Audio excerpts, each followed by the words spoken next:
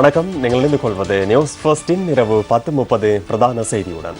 விரிவான செய்திகளுக்கு செல்ல முன்னர் முதலில் இன்றைய தலைப்புச் செய்திகள். தேயிலை தொழிலாளர்களின் சம்பள பிரச்சினை தொடர்பில் ஆராய்வதற்கு ஜனாதிபதியால் குழு நியமனம். பெருந்தோட்ட தொழிலாளர்களுக்கான நிலுவை சம்பளத்தை தொழிற்சங்கங்கள் கோரவில்லை. அரசாங்க நிதியில் ஒரு வருடத்திற்கு 50 ரூபாய் கொடுப்பனவு. அமைச்சர் நவீன் திசாநாயக்க கருத்து. பிரமுகர் கொலை முயற்சி தொடர்பில் கைதான நாலக்கடி சில்வா அமல் பெரேரா மற்றும் மாக்கந்துரை மதுஷுடன் தொடர்பு வைத்திருந்தாரா என்பது தொடர்பில் விரிவான விசாரணைகள் ஆரம்பம். நீதிமன்ற அவமதிப்பு குற்றச்சாட்டு தொடர்பில் சி வி விக்னேஸ்வரன் உள்ளிட்ட மூவரினால் முன்வைக்கப்பட்ட அடிப்படை ஆட்சேபனையை மேன்முறையீட்டு நீதிமன்றம் நிராகரிப்பு.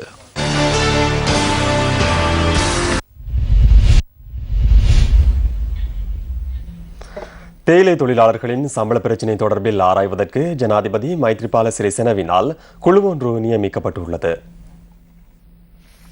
தேயிலை தொழில்துறையில் தொழில் புரியும் தொழிலாளர்களின் சம்பள பிரச்சினை உள்ளிட்ட தொழில்துறையில் ஏற்பட்டுள்ள நீண்ட கால மற்றும் குறுகிய கால பிரச்சினைகள் தொடர்பில் ஆராய்ந்து அதற்கு பெற்றுக் கொடுக்கக்கூடிய தீர்வுகளை முன்வைக்கும் நோக்குடன் ஜனாதிபதியால் இந்த குழு நியமிக்கப்பட்டுள்ளது.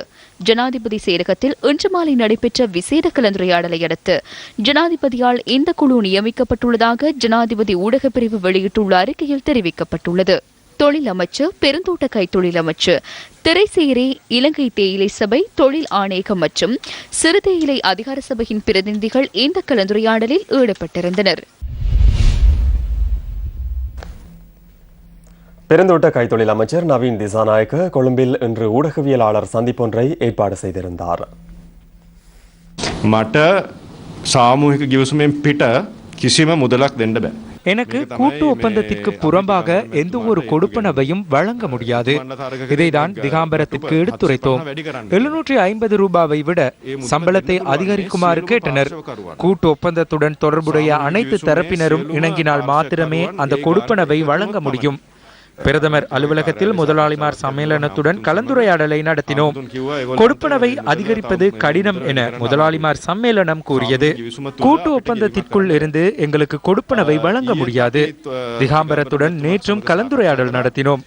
இன்று காலை பிரதமருடன் கலந்துரையாடினோம். தோட்ட தொழிலாளர்களுக்கு அரச நிதியிலிருந்து இன்னும் 50 ரூபாய் கொடுப்பனவை அதிகரிப்பதற்கு தீர்மானித்துள்ளோம். இதனை வரவு செலவு திட்டத்தில் அறிவிக்க எதிர்பார்த்துள்ளோம். 1,04,000 தோட்ட தொழிலாளர்களுக்கு 50 ரூபாய் அதிகரிப்பினை ஒரு வருடத்திற்கு மாத்திரம் வழங்குவதற்கு நாங்கள் எதிர்பார்த்துள்ளோம். அரசாங்கத்திற்கு 1.2 பில்லியன் நிதி செலவாகும். தேயிலை சபையின் நிதியையும் கடன் அடிப்படையில் வழங்க எதிர்பார்த்துள்ளோம். அந்த கடனை அரசாங்கம் மீண்டும் செலுத்துவதற்கு கொள்கை ரீதியில் இணக்கப்பாட்டினை தெரிவித்துள்ளனர். இன்னும் 10 நாட்கள் அல்லது 2 வாரங்களில் அமைச்சரவை பத்திரத்தினை சமர்ப்பிப்பதற்கு நான் எதிர்பார்த்துள்ளேன்.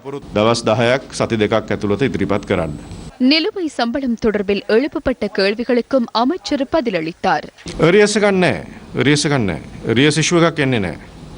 நிலுவை இல்லை. 3 மாதங்கள் மாத்திரமே தாமதமாகியுள்ளது.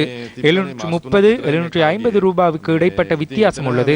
20 ரூபாய் வித்தியாசம் உள்ளது. அதனை நிலுவையாக எடுத்துக்கொள்வதற்கு நாங்கள் சிந்திக்கவில்லை. தொழிற்சங்கங்கள் அதனை கேட்கவில்லை. அவ்வாறாயின் ஒரு நாளைக்கு 20 ரூபாய், அது உண்மையில் கேலித்தனமான செயற்பாடு. தேயிலை சபையின் நிதியை வீண் விரயம் செய்வதற்கு எனக்கு விருப்பமில்லை. මම කැමති නෑ මේ තේ මණ්ඩලයේ මුදල් එවැනි විදිහකට නාස්තිකාරී විදිහකට පාවිච්චි කරන්න. வரக்காப்புல பனாவத்தியில் நடைபெற்ற நிகழ்வில் கலந்து கொண்டு அமைச்சர் மனோ கணேசன் இவ்வாறு கருத்து தெரிவித்தார். தோட்ட தொழிலாளர்களின் சம்பளம், நாட்சம்பளம் அதிகரிக்கப்படுவதற்கு, அதற்கான வரவு செலவு திட்டத்தில் அறிவிப்பை வெளியிடுவதற்கு அரசாங்கத்துக்குள்ளே இணக்கப்பாடு ஏற்பட்டிருக்கின்றது. கூட்டப்பந்தம் மூலமாக கடந்த காலங்களில் 730 ரூபாய் இருந்த அந்த நாட்சம்பளமானது 750 தான் தரப்பட்டிருக்கின்றது. ஆக 20 ரூபாய் அதிகரிக்கப்பட்டிருக்கின்றது. அந்த 20 ரூபாயை நாங்கள் எடுத்துக்கொள்ள மாட்டோம் என்று கூறி அதையும் சேர்த்து அதுக்கு அதிகமாக ஒரு தொகை தோட்ட தொழிலாளர் தரப்படும் என்ற ஒரு இணக்கப்பாடு ஏற்பட்டிருக்கின்றது. அது வழங்கப்படும் பொழுது அது பிப்ரவரி மாதத்திலிருந்து தான் கணக்கெடுக்கப்படும் என்பதையும் நாங்கள் நிச்சயமாக வரவு செலவு திட்டத்தில் அடுத்த மாதம் நிதியமைச்சர் அறிவிப்பார் என்ற இடத்திலே மகிழ்ச்சியோடு கூறிக்க விரும்புகின்றனர். இந்த பெருந்தோட்ட துறையிலே முழுமையான மறுசீரமைப்பு ஏற்படுத்தப்படும். பெருந்தோட்ட தொழிலாளர்களின் அடிப்படை சம்பளத்தை 1000 ரூபாவாக அதிகரிக்க வேண்டும் என தெரிவித்து மலையகத்தின் சில பகுதிகளில் இன்றும் கையெழுத்துக்கள் சேகரிக்கப்பட்டன. இந்த கையெழுத்து பெறும் நடவடிக்கையை தன்னெழுச்சி இளைஞர்கள் 2வது நாளாகவும் இன்று முன்னெடுத்தனர். தலவாக்கலை, சென்கோம்ஸ், நானோயா உள்ளிட்ட பகுதிகளில் இன்று கையெழுத்து சேகரிக்கப்பட்டது. தன்னெழுச்சி இளைஞர்களால் இந்த கையெழுத்து சேகரிக்கும் நடவடிக்கை 2வது நாளாக முன்னெடுக்கப்பட்டது. பெருந்தோட்ட தொழிலாளர்களுக்கு நாளொன்றுக்கு 1000 ரூபாய் அடிப்படை சம்பளம் வழங்குவதற்கு நடவடிக்கை எடுக்க வேண்டும் என தெரிவித்து இந்த போராட்டம் நடத்தப்படுகின்றது. கடந்த நாட்களில் பல போராட்டங்களை முன்னெடுத்தோம். எங்களுடைய அரசியல் தலைமைகள் எங்களுக்கு அந்த அடிப்படை சம்பளத்தை வழங்காமல் அவர்களுடைய சுய வேலைகளை செய்து கொண்டிருக்கிறார்கள். தமிழ் முற்போக்கு கூட்டணி தலைவர்கள் கூறியிருந்தார்கள் 1000 ரூபாய் சம்பளத்தை பெற்றுக் கொடுப்போம் என்று அவர்கள் 2 பேச்சுவார்த்தைகள் நடத்தியிருக்கிறார்கள். ஆனால் 2 பேச்சுவார்த்தைகளும் நடத்தி இன்றும் எம்முடைய உறவுகளை எப்படி ஏமாற்ற முடியுமோ என்று அவர்கள் பல திட்டங்களை முன்னெடுத்து அவர்கள் ஏமாற்றி வருகின்றார்கள். போய் நாடகமாகவே கருதக்கூடியதாக இருக்கின்றது. தொழிலாளர் சம்பளத்துக்காக இப்போ எத்தனையோ நாளாக மாத கணக்கில் ஸ்ட்ரைக் இருந்து என்னென்னமோ செஞ்சிட்டோம். எங்களுக்கு அந்த சம்பளத்துக்கு ஒரு தீர்மானமே இன்னும் கிடைக்கல. அதனால் இப்போ இந்த இளைஞர்கள் பாருங்கள், கொழும்புல உண்ணாவிரதம் இருந்தாங்க, சத்தியாகிரகம் இருந்தாங்க, அப்படியெல்லாம் இருந்து இன்றைக்கி இந்த இளைஞர்கள் எங்களுக்காக குரல் கொடுத்துட்டு வராங்கன்னு சொன்னால் தோட்ட தொழிலாளர்களாகிய நாங்கள் கட்டாயம் இவங்களுக்கு ஒத்துழைப்பு கொடுப்போம். ஆதிகாலம் தொட்டு இப்போ வரைக்கும் அந்த குடும்ப சூழ்நிலை அந்த சம்பள பிரச்சனை காரணமாக தாழ்ந்த மட்டத்தில் தான் இருக்கு. தொழிற்சங்கங்கள், அமைச்சர்மார்கள் இவங்கெல்லாம் உண்மையிலே இந்த மலையக மக்களை ஏமாற்றுங்கிற ஒரு குறிக்கோளை தான் இருக்கிறாங்க ஒழிய எதையுமே ஒரு நடைமுறைக்கு கொண்டு வரல. 1000 ரூபா சம்பளம் தாருன்னு ஏமாற்றம் தான் அடைஞ்சது. தொழில் சங்கம் பேசுகிறேன்னு சொன்னாங்க, அரசியல்வாதிகள் பேசுகிறேன்னு சொன்னாங்க, எல்லாம் அவங்கவுங்க வாசிக்காக தான் பார்க்குறாங்க. நீதிமன்றத்தை அவமதித்த குற்றச்சாட்டு தொடர்பில் வடமாகாண முன்னாள் முதலமைச்சர் CV விக்னேஸ்வரன் உள்ளிட்ட 3 முன்வைக்கப்பட்ட அடிப்படை ஆட்சேபனையை நிராகரித்து மேன்முறையீட்டு நீதிமன்றம் உத்தரவிட்டுள்ளது.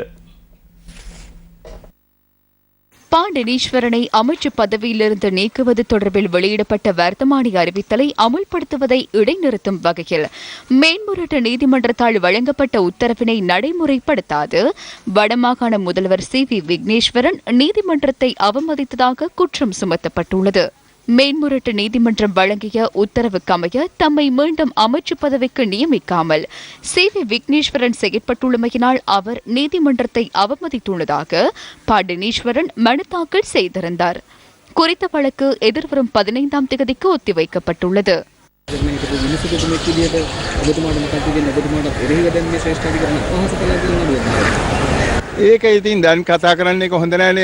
அது தொடர்பில் தற்போது பேசுவது சிறந்ததல்ல. நீதிமன்றத்தில் வழக்குள்ளது. இது தொடர்பில் செய்தி வெளியிட்டால் என்ன நடக்கும் என தெரியவில்லை. அது முட்டாள்தனமானதாகும். நேரம் வரும்போது அது தொடர்பில் கூற முடியும். அவ்வாறொன்றும் இடம்பெறவில்லை.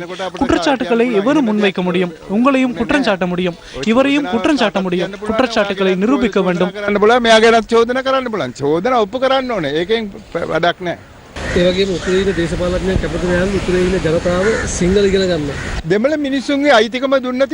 தமிழ் மக்களின் உரிமை வழங்கப்பட்டால் அனைவரும் சிங்களம் கற்றுக்கொள்வார்கள். 48 56ஆம் ஆண்டு வரை அனைவரும் கற்றார்கள். 55ஆம் ஆண்டு நான் சிங்களம் கற்க ஆரம்பித்தேன். 56ஆம் ஆண்டு நாடு முழுவதும் சிங்களம் என கூறிய போது சிங்களம் கற்கப் போவதில்லை என நாம் கூறினோம். வடக்கு கிழக்கில் வாழும் தமிழ் மக்களுக்கான உரிமை என்றுள்ளது. அவர்களின் மொழி, மதம், பழக்க வழக்கம் ஆகியன வேறுபட்டவை. எமது உரிமை எமக்கு வழங்கப்பட்டால் அனைவரும் சிங்களம் கற்றுக்கொள்வார்கள்.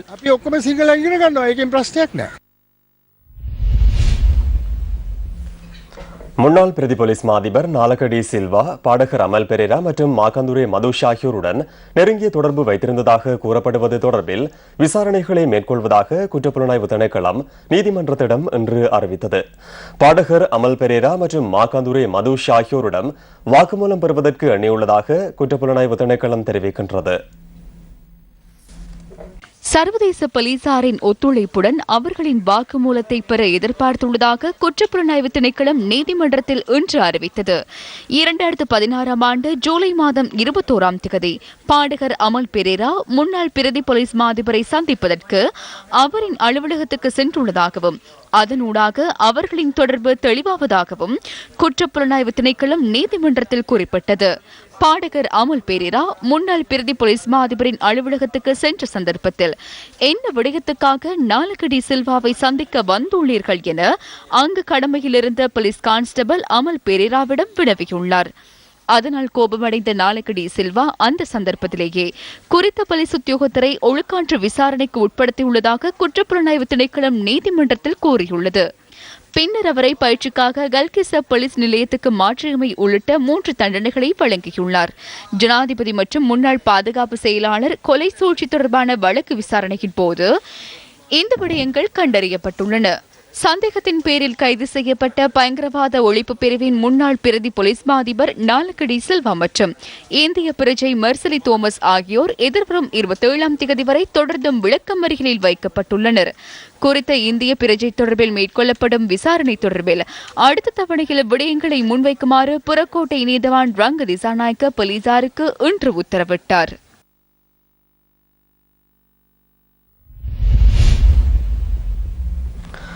இதேவேளை துபாய் போலீசார் கைது செய்துள்ள மாக்காந்துரை மதுஷின் 2வது தாரத்துக்கு சொந்தமான சபுகஸ்கந்த பிரதேசத்தில் உள்ள வீடொன்றை போலீஸ் விசேட அதிரடிப்படையினர் இன்று சோதனையிட்டனர். குறித்த பெண்ணின் உறவினர்களுக்கு சொந்தமானது என கூறப்படும் நவீன வேன் ஒன்றும் ஜீப் ஒன்றும் இதன்போது போலீசாரால் கைப்பற்றப்பட்டதாக போலீஸ் ஊடக பேச்சாளர் ருவான் குணசேகர தெரிவித்தார். மாக்காந்துரை மதுஷுடன் கைது செய்யப்பட்ட கஞ்சிபான இம்ரானின் உதவியாளர் என சந்தேகிக்கப்படும் முகமது நியாஸ் முகமது அஸ்வர் என்ற 37 வயதான ஒருவர் இன்று கைது செய்யப்பட்டுள்ளார். போதைப்பொருள் வியாபார நடவடிக்கையினூடாக கொள்வனவு செய்ததாக சந்தேகிக்கப்படும் மாளிகாவத்தை பகுதியில் உள்ள கஞ்சிபானை இம்ரானுக்கு சொந்தமான கட்டடம் ஒன்றுக்கு பொறுப்பாக அவர் செயற்பட்டுள்ளார். பாதுக்க பிரதேசத்தில் வீதியொன்றுக்கு அருகில் கைவிடப்பட்ட நிலையில் கார் ஒன்று கண்டுபிடிக்கப்பட்டுள்ளது. கொழும்பு பாதுக்க பிரதான வீதிக்கு அருகில் 2 நாட்களுக்கு முன்னர் குறித்த காரை கைவிட்டு சென்றுள்ளதாக எமது செய்தியாளர் கூறினார். பிரதேச மக்களால் நேற்று மாலை 5 மணியளவில் வழங்கப்பட்ட தகவலுக்கமைய போலீசார் காரை கைப்பற்றியுள்ளனர். காரில் ஏதேனும் கைரேகைகள் காணப்படுகின்றதா என போலீசார் சோதனையிட்ட போதிலும் எவ்வித கைவீரல் அடையாளங்களையும் இனங்காண முடியவில்லை என எமது செய்தியாளர் குறிப்பிட்டார். லோரியொன்றின் இலக்கம் காரில் காணப்படுவதாகவும் செய்தியாளர் கூறினார். எவ்வாறாயினும் காரின் செசிஸ் இலக்கத்துக்கமைய கம்பகா மினுவங்கடை பிரதேசத்தை சேர்ந்த நபருடையது என கண்டுபிடிக்கப்பட்டுள்ளதுடன் சில நாட்களுக்கு முன்னர் தனது கார் திருடப்பட்டதாக குறித்த நபர் தெரிவித்துள்ளார். ஏதேனும் குற்றச்செயலுக்காக குறித்த கார் பயன்படுத்தப்பட்டுள்ளதா என்பது தொடர்பில் பாதுக்க போலீசார் விசாரணைகளை ஆரம்பித்துள்ளனர். அனைத்து மாகாண சபைகளுக்குமான தேர்தலை மே மாதம் 31ஆம் தேதிக்கு முன்னர் நடத்துவதற்கு ஜனாதிபதி முன்வைத்த யோசனை தொடர்பில் சபாநாயகர் தலைமையில் கட்சித் தலைவர்கள் கூட்டம் ஒன்றை நடத்தி தீர்மானங்களை மேற்கொள்ள அமைச்சரவை தீர்மானித்துள்ளது. 2 வாரங்களுக்குள் இந்த கூட்டம் நடைபெறவுள்ளது. அனைத்து மாகாண சபைகளுக்குமான தேர்தலை மே மாதம் 31ஆம் தேதிக்கு முன்னர் விருப்பு வாக்கு முறையில் நடத்த வேண்டும் என யோசனை முன்வைத்து விசேட அமைச்சரவை பத்திரம் ஒன்றை 2 வாரங்களுக்கு முன்னர் ஜனாதிபதி சமர்ப்பித்திருந்தார். இந்த யோசனை தொடர்பில் விடயத்திற்கு பொறுப்பான அமைச்சர் வஜ்ர அபேவர்த்தன தனது அறிக்கையை நேற்றைய அமைச்சரவை கூட்டத்தில் முன்வைத்துள்ளார். அனைத்து மாகாண சபைகளின் தேர்தல்களையும் ஒரே நேரத்தில் நடத்துவதாயின் தற்போது பதவிக்காலம் நிறைவடையாத மாகாண சபைகளை கலைப்பதற்கு மாகாண முதலமைச்சர்களின் விருப்பத்தை அறிவதற்கான கடிதங்களை பெற வேண்டியுள்ளதாக அமைச்சர் குறிப்பிட்டுள்ளார். அத்துடன் பழைய முறையின் கீழ் தேர்தலை நடத்துவதற்கு மாகாண சபை தேர்தல் சட்டத்தில் திருத்தம் மேற்கொள்ள வேண்டும் என அமைச்சர் வஜ்ர அபேவர்த்தன இதன்போது சுட்டிக்காட்டியுள்ளார். வேலையற்ற பட்டதாரிகளின் ஆர்ப்பாட்டத்தை கலைப்பதற்கு கண்ணீர் புகை பிரயோகம் நீர்த்தாரை பிரயோகம் நடத்தப்பட்டுள்ளது. வேலையற்ற பட்டதாரிகளுக்கு வேலையை வழங்குமாறு வலியுறுத்தி கோட்டை ரயில் நிலையத்துக்கு முன்பாக ஆர்ப்பாட்டம் இடம்பெற்றது. மார்ச் மாதம் சமர்ப்பிக்கப்படவுள்ள வரவு செலவு திட்டத்தில் வேலையற்ற பட்டதாரிகளுக்கு வேலையை வழங்கும் யோசனையை உள்ளடக்கும் கோரிக்கையை முன்வைத்து இந்த ஆர்ப்பாட்டம் முன்னெடுக்கப்பட்டது. கோரிக்கைகள் அடங்கிய மகஜரை ஜனாதிபதி செயலகத்தில் கையளிப்பதற்காக வேலையற்ற பட்டதாரிகள் நடைபவணியாக லோட்டஸ் வீதியில் உள்ள ஜனாதிபதி செயலகத்துக்கு சென்றனர். போலீசாரினால் ஜனாதிபதி செயலகத்துக்கு முன்பாக வீதி தடை போடப்பட்டு போக்குவரத்து தடைப்படுத்தப்பட்டிருந்தது.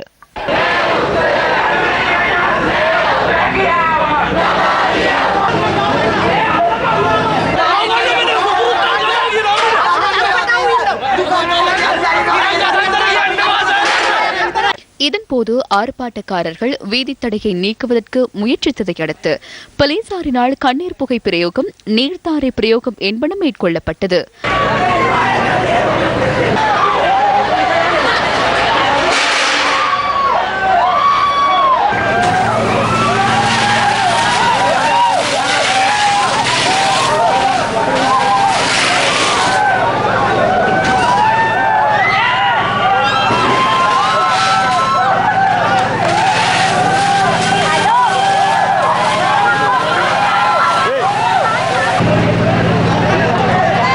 அதன் பின்னர் இருவருக்கு மாத்திரம் ஜனாதிபதி செயலக ஆளணி பிரதானியை சந்திப்பதற்கு அனுமதி வழங்கப்பட்டது.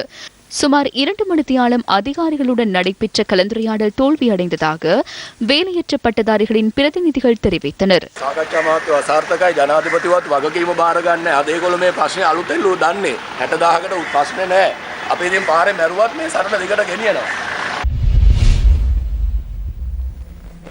தெரணியகல சீதாவாக்கை கங்கையில் நிர்மாணிப்பதற்காக உத்தேச அபிவிருத்தி திட்டத்திற்கு எதிர்ப்பு தெரிவித்து பிரதேச மக்கள் தெரணியகல நகரில் இன்று ஆர்ப்பாட்டத்தில் ஈடுபட்டனர்.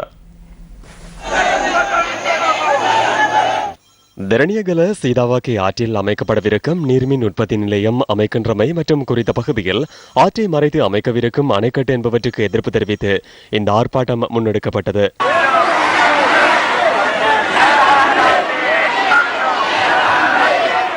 உத்தேச நீர்மின் உற்பத்தி நிலையத்தினால் வரலாற்று சிறப்புமிக்க தெரணியகல சமன் தேவாலயம், வரலாற்று தொன்மையான 2 விகாரைகள், இந்த கோயில் மற்றும் தேயிலை தோட்டங்கள் பல நீரில் மூழ்கும் அபாயம் உள்ளதாக ஆர்ப்பாட்டத்தில் ஈடுபட்டவர்கள் தெரிவித்தனர்.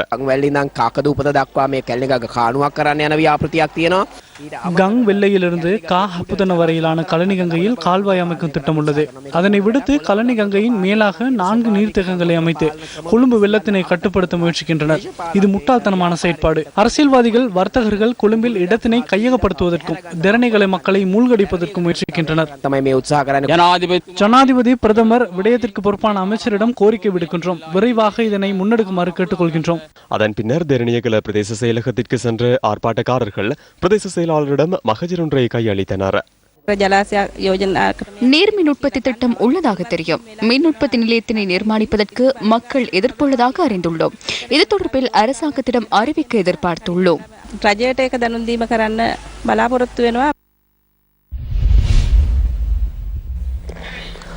வவுனியா பிரதேச செயலகத்திற்குட்பட்ட கன்னிக்குளம் பிரதேச மக்கள் தமக்கான வீட்டு திட்டம் வழங்குமாறு கோரி வவுனியா மாவட்ட அரசாங்க அதிபரிடம் மகஜர் கையளித்தனர்.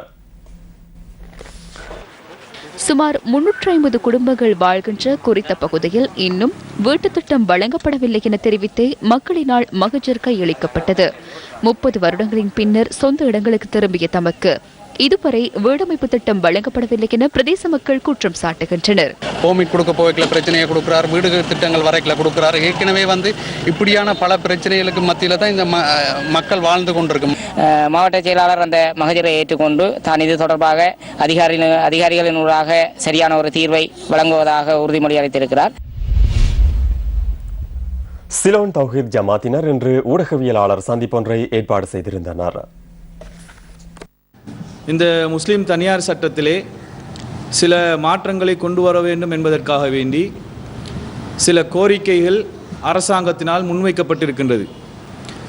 சிலோன் தௌஹீத் ஜமாத் ஆகிய எங்களுடைய நிலைப்பாடும் இந்த முஸ்லிம் தனியார் சட்டத்திலே சில மாற்றங்கள் நிச்சயமாக கட்டாயமாக வர வேண்டும். குர்ஆன் ஹதீஸுக்கு உட்பட்டு இந்த முஸ்லிம் தனியார் சட்டத்திலே மாற்றங்கள் செய்யப்பட வேண்டும். அதிலே இந்த மாற்று கருத்தும் கிடையாது. ஆனால் இந்த முஸ்லிம் தனியார் சட்டத்திலே வர வேண்டிய மாற்றங்கள் இன்று ஒரு அரசியல் தேவைக்காக வேண்டி மாற்றப்படக்கூடியதை நாம் என்ன செய்கின்றோம், எல்லோருமே உணரக்கூடியதாக இருக்கின்றது. இலங்கை என்பது ஒற்றை ஆட்சியாக இருக்க வேண்டுமே தவிர ஒருமித்த நாடாக இருக்கக்கூடாது. இந்த புதிய அரசியல் யாப்பிலே போலீஸ் காணி அதிகாரங்கள் வழங்கப்படுவதையோ, மாகாணங்களுக்கு அதே போன்று வடகிழக்கு இணைப்பையோ எக்காரணம் கொண்டு முஸ்லிம் தரப்பு நாங்கள் ஏற்றுக்கொள்ள முடியாது.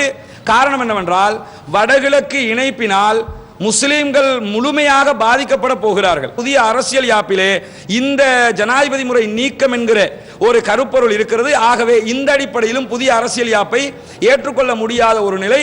சர்வதேசத்தில் அடகு வைக்கிற ஒரு காரியத்தை இந்த ரணில் விக்ரமசிங்கனுடைய அரசாங்கம் சுமந்திரனோடு இணைந்து கொண்டு செய்கிற இந்த காரியத்தை நாங்கள் ஏற்றுக்கொள்ள முடியாது. ஏன்னு கேட்டா, ஐயா சுமந்திரனை பொறுத்தவரையில அவர் தமிழ் மக்களுக்காக பேசுகிறேன் என்று சொல்லிவிட்டு தமிழ் மக்களையும் ஏமாற்றிக் கொண்டிருக்கிறார். தமிழ் மக்களும் புரியாம இருக்கிறாங்க. அவர் சொல்றது ஒற்றை ஆட்சியா, ஒருமித்த நாடா, ஃபெடரல் இல்லையா என்பதை சிங்கள ஊடகங்களுக்கு ஒரு மாதிரியும் தமிழ் ஊடகங்களுக்கு வேறு மாதிரியும் மாறி மாறி பேசிக் கொண்டிருக்கிறார்கள். ஆனால் முன்னோட்டம், அரசியல் யாப்பினுடைய முன்னோட்டத்தை பார்க்கும்போது இப்படி பலவிதமான பிரச்சனைகள் உள்ளாக்கப்பட்டிருக்கக்கூடிய இந்த அரசியல் யாப்பை ஒருபோதும் இலங்கை முஸ்லிம்கள், சிறுபான்மை முஸ்லிம்கள் ஏற்றுக்கொள்ள மாட்டோம். எங்களுடைய அரசியல் தலைவர்கள் இதற்கு எதிராகத்தான் பாராளுமன்றத்தில் வாக்களிக்க வேண்டும். கொழும்பு குப்பைகளை புத்தளத்தில் கொட்டுவதற்கு எதிர்ப்பு தெரிவித்து புத்தளத்தில் 3 நாட்கள் கருப்பு தினம் அனுஷ்டிக்கப்படுகிறது. அருவாக்காட்டில் குப்பை கொட்டுவதற்கு எதிர்ப்பு தெரிவித்து புத்தளம் நகரசபை ஊழியர்கள் இன்று கருப்பு பட்டி அணிந்து அலுவலகத்துக்கு சென்றிருந்தனர். புத்தளத்தில் குப்பை கொட்டுவதற்கு எதிர்ப்பு தெரிவித்து புத்தளம் நகரின் கடைகள், பஸ் நிலையங்கள், வீதிகளில் கருப்பு கொடி தொங்கவிடப்பட்டு இவ்வாறு காட்சியளித்தது. அருவிக்காடு பகுதியில் குப்பை கொட்டுவதற்கு எதிர்ப்பு தெரிவித்து புத்தளம் நகர் பகுதியிலும் வாகன பேரணி முன்னெடுக்கப்பட்டது. புத்தளம் நகரிலிருந்து சென்ற வாகன பேரணி குருநாகல் வீதி, அனுராதபுரம் வீதி மற்றும் உள்வீதிகளில் சென்று மீண்டும் புத்தளம் நகரை சென்றடைந்தது. அபாயகரமான கழிவுகள் எல்லாம் எங்களுடைய பிரதேசத்தை நோக்கி வரவிருக்கின்ற இந்த தாற்பயத்தை, இந்த உணர்ச்சியினை நாங்கள் எங்களுடைய மக்களுக்கு எடுத்து செல்கின்ற வாகனமாக, குப்பை வண்டியாக இந்த ஊர்வலம் புத்தளம் நகரெங்கும் போகிறது. எங்களுக்கு தீர்வு கிடைக்கும் வரைக்கும் இந்த போராட்டத்தின் வடிவம் தொடரும். திருகோணமலை கிண்ணியா பகுதியில் மகாவலி கங்கை கரையில் முன்னெடுக்கப்படும் மணல் கடத்தல் தொடர்பில் ஆராய்வதற்காக ஊடகவியலாளர் குழு ஒன்று இன்று அங்கு சென்றிருந்தது. திருகோணமலை உப்பாறு பாலத்துக்கு அருகிலிருந்து படகில் சென்று மணல் அகழ்வு முன்னெடுக்கப்படுகின்ற இடங்களை ஊடகவியலாளர்கள் கண்காணித்தனர். கங்கை கரைகளில் பாரியளவில் மணல் அகழப்பட்டுள்ளதை இதன்போது காணக்கூடியதாக இருந்தது. சில பகுதிகளில் பாரியளவில் மணல் கடத்தல் இடம்பெற்று வருவதாகவும் புவிசரிதவியல் திணைக்களம் குறிப்பிட்டுள்ளது.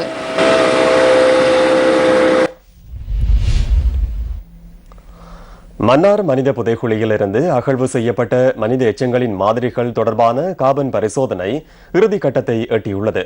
அமெரிக்காவின் பீட்டா அனலிட்டிக் நிறுவனத்தில் முன்னெடுக்கப்படுகின்ற கார்பன் பரிசோதனை அறிக்கையை நாளை சமர்ப்பிக்க உத்தேசிக்கப்பட்டுள்ளது. மன்னார் மனித புதைகுழியில் 144வது நாளாக இன்றும் அகழ்வு பணிகள் முன்னெடுக்கப்பட்டன. மனித புதைகுழியில் இதுவரை மேற்கொள்ளப்பட்ட அகழ்வு பணிகளினூடாக 316 மனித எலும்புக்கூடுகள் கண்டுபிடிக்கப்பட்டுள்ளதாக சட்ட வைத்திய அதிகாரி சமிந்த ராஜபக்ச தெரிவித்தார். 307 மனித எலும்புக்கூடுகள் அகற்றப்பட்டு மன்னார் நீதவான் நீதிமன்றத்தில் வைக்கப்பட்டுள்ளன. கண்டுபிடிக்கப்பட்ட எலும்புக்கூடுகளில் 26 எலும்புக்கூடுகள் குழந்தைகளுடையது எனவும் அடையாளம் காணப்பட்டுள்ளது. ஆய்வுக்கூடத்துடன் நான் தொடர்பினை ஏற்படுத்தியிருந்தேன். அவர்கள் ஆய்வுகளை மேற்கொண்டுள்ளனர். நாளைய தினத்திற்குள் பெரும்பாலும் அறிக்கை தயாராகும் என அவர்கள் நம்பிக்கை தெரிவித்துள்ளனர். மனித எச்சங்கள் புதைக்கப்பட்ட மிக சரியான காலப்பகுதியை அனுமானிக்க முடியாது எனவும் 10 வருட காலத்திற்குட்பட்டதாக கால நிர்ணயம் செய்ய முடியும் எனவும் அவர்கள் ஆரம்பத்திலேயே கூறியிருந்தனர்.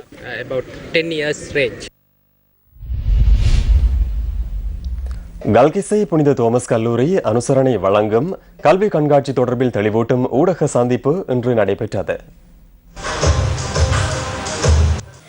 நாட்டில் உள்ள இளைஞர்களை ஊக்குவிக்கும் நோக்கில் இந்த கண்காட்சி புனித தோமஸ் கல்லூரியின் பழைய மாணவர்கள் சங்கத்தினால் ஏற்பாடு செய்யப்பட்டுள்ளது. இந்த கண்காட்சி இம்மாதம் 23 மற்றும் 24ஆம் தேதிகளில் கொழும்பு பண்டாரநாயக்க ஞாபகார்த்த மாநாட்டு மண்டபத்தில் நடைபெறவுள்ளது.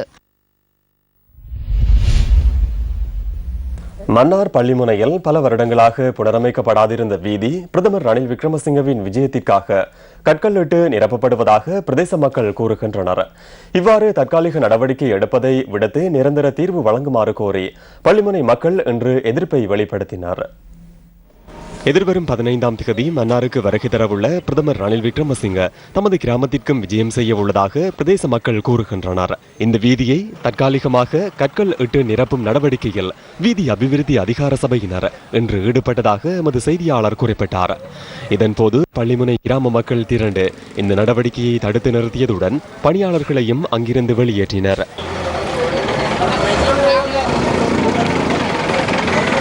நிறுத்தி என்னதற்கு அமைவாக மேலதிக கச்சேரியிலிருந்து வந்த அதிகாரிகள் எங்களுக்கு உத்தரவாதம் தந்துள்ளார்கள். இதனை தாங்கள் உயர் அதிகாரிகளுக்கு தெரியப்படுத்தி இதற்குரிய தீர்வினை பெற்றுத் தருவதாக சொல்லியிருக்கின்றார்கள். சார், இப்போ 3 நாட்களுக்குள்ள ரணில் விக்ரமசிங்க அவர் வார காரணம் ஒன்றிற்காக இந்த ரோட்டுகள் பள்ளமுட்டியாக கிடக்கிற ரோட்டுகளை எல்லாம் ஒரு தற்காலிகமாக பெச்சொட்டி அதை மறைக்கிறதுக்கு தீர்மானித்து ஆர்டிஏ மூலம் இப்போ வந்தாங்க. இப்போ அவங்களாம் திருப்பி அனுப்பியிருக்கிறோம். அங்கே ரோட்டு திருத்துவதற்காக பல அதிகாரிகள் வந்து நிற்கிறார்கள். அவர்கள் எங்களுக்காக ரோட்டு திருத்த வரவில்லை, வார மந்திரியை வரவேற்பதற்காக அவர்களுக்கு இந்த ரோட்டை அழகுபடுத்தி காட்டுவதற்காக வருகிறார்களே ஒழிய மற்றது மக்களுக்காக இந்த ரோட்டை போடுவதற்காக அவர் வரவில்லை. இதனை அடுத்து மன்னார் பிரதேச செயலாளர் கனகாம்பிகை சிவசம்பு மற்றும் அதிகாரிகள் மக்களுடன் கலந்துரையாடினர். இந்த பிரதான வீதியை புனரமைத்து தருவதாக வாக்குறுதி அளிக்கப்பட்டதை அடுத்து மீண்டும் புனரமைப்பு நடவடிக்கைகள் ஆரம்பிக்கப்பட்டன. இலங்கை கிரிக்கெட் நிறுவன தேர்தலில் போட்டியிடும் அர்ஜுன ரணதுங்க, நிஷாந்த ரணதுங்க மற்றும் ஜெயந்த தர்மதாஸ் ஆகியோர் இன்று ஊடகவியலாளர் சந்திப்பொன்றை ஏற்பாடு செய்திருந்தனர். கிரிக்கெட் வீழ்ச்சி அடைந்தமைக்கான காரணம் உங்களுக்கு நன்றாக தெரிந்திருக்கும். தேசிய அணியின் தலைவரான ஆஞ்சலோ மேத்யூஸை 1.5 நாளும் ரங்கநகரத்தை 1.5 நாளும் வாக்குமூலம் வழங்குவதற்காக போலீஸ் குற்றப்புலனாய்வு பிரிவுக்கு அவர்களது நிர்வாகம் அனுப்பியது. இது முதல் தடவையாக நடைபெற்றது. இதன் காரணமாக அவர்களது மனநிலை வீழ்ச்சி அடைந்தது. தேசிய அணி ஒன்று கிரிக்கெட் தொடரொன்றுக்காக வெளிநாட்டுக்கு புறப்படும் போது விமான நிலையத்தில் அனுமதி இல்லை என கூறி அவர்களை தடுத்தார்கள். அவர்களது நிர்வாகத்தில் பாரிய குறைபாடுகள் காணப்படுகின்றன. இவை அனைத்தையும் கூறும் பட்சத்தில் அவர்களால் போட்டியிட முடியாது. எனவே தலைவராக செயற்பட்ட திலங்க சுமதிபாலவும் செயலாளராக செயற்பட்ட மொஹாண்டி சில்வாவுமே இதற்கு பதில் கூற வேண்டும். அவர்களிடம் பாரிய குறைபாடுகள் காணப்படுகின்றன. கிரிக்கெட்டை மேலும் வீழ்ச்சியடைய விடாமல் பாதுகாக்க எம்மிடம் அர்ப்பணிப்பு காணப்படுகின்றது. பாடசாலை கிரிக்கெட் நிர்வாகத்திற்கு 2 வாக்குகள் மாத்திரமே காணப்படுகின்றன. அதனாலேயே அதனை கருத்தில் கொள்ளாமல் செயற்படுகின்றனர். விளையாட்டு மைதானங்கள் இல்லாத, விளையாட்டில் ஈடுபடாத கழகங்களுக்கு கூட தேர்தலில் வாக்களிக்க அனுமதி வழங்கப்பட்டுள்ளது. பாடசாலை கிரிக்கெட்டை வளர்ச்சி பாதையில் கொண்டு செல்வதாக இருந்தால் பாரிய தொகையை பெற்றுத்தர வேண்டும். அவர்களுக்கு அதில் விருப்பமில்லை. அதுவே கடந்த காலங்களில் நடைபெற்றது. தேர்தல் முறை தொடர்பில் நான் அச்சமடையவில்லை. இன்று வரையில் என்னால் தலைவர் பதவிக்கு போட்டியிட முடியாது. இதுவே சிறந்த உதாரணம். தலைவர் குழுவில் ஒரு வருடமாவது அங்கத்துவத்தை பெற்றிருக்க வேண்டும். இது பிழையான முறை அல்லவா? சங்கக்கார மகள ஜெயவர்தன மற்றும் முரளிதரனுக்கு கூட நாளை கிரிக்கெட் நிறுவனத்தில் தலைவராக செயற்பட முடியாது. எனவே விளையாட்டு திட்டத்தை மாற்றியமைக்க வேண்டும். மோசடி மற்றும் ஊழலில் ஈடுபட்டுள்ள எவருக்கும் வாக்குகளை வழங்க வேண்டாம். கிரிக்கெட்டை மீண்டும் வளர்ச்சி பாதைக்கு இட்டு செல்ல முயற்சிக்கும் எமக்கு வாக்குகளை வழங்குங்கள். கடந்த வருடம் ஜூன் மாதம் இலங்கை கிரிக்கெட் நிறுவனத்துக்கு கொள்வனவு செய்யப்பட்ட சொகுசு வாகனம் ஒன்று 6 மாதங்களின் பின்னர் SSC வாகன தரிப்பிடத்தில் நிறுத்தி வைக்கப்பட்டுள்ளதாக தகவல் வெளியாகியுள்ளது. இலங்கை கிரிக்கெட் நிறுவனத்தின் உயர் அதிகாரிகளுக்காக இறக்குமதி செய்யப்பட்ட சொகுசு ஜீப் வாகனங்கள் சில கிரிக்கெட் நிறுவன வளாகத்தில் நிறுத்தி வைக்கப்பட்டுள்ளமை எமது கேமராவில் இவ்வாறு பதிவானது. நேற்றைய தினம் SSC வாகன தரிப்பிடத்தில் நிறுத்தி வைக்கப்பட்டுள்ள இந்த வாகனமும் இலங்கை கிரிக்கெட் நிறுவனத்துக்கு சொந்தமானது என தெரிவிக்கப்பட்டுள்ளது. எனினும் இதுவரையில் குறித்த வாகனத்தை பயன்படுத்தியது யார் என்பது தொடர்பில் உறுதியான தகவல்கள் இல்லை என கிரிக்கெட் நிறுவனத்தின் உள்ளக தகவல்கள் தெரிவிக்கின்றன. SSC வாகன தரிப்பிடத்தில் நிறுத்தி வைக்கப்பட்டிருந்த வாகனமே இது. கேகாலை கனத்தோட்டை சுலைமானியா கல்லூரியின் இல்ல விளையாட்டுப் போட்டி இன்று நடைபெற்றது. இன்று காலை 8:30 அளவில் ஆரம்பமான இல்ல விளையாட்டுப் போட்டி மாலை வரை நீடித்தது. கல்லூரி அதிபர் MC இப்ராஹிம் தலைமையில் ஆரம்பமான விளையாட்டுப் போட்டிகளை காண்பதற்காக ஆசிரியர்கள், பாடசாலை மாணவர்கள், பழைய மாணவர்கள் அதிகளவில் திரண்டனர். மாணவர்களின் பல்வகை விளையாட்டுகளுடன் கலை அம்சங்கள் இல்ல விளையாட்டுப் போட்டியை மேலும் அலங்கரித்தன.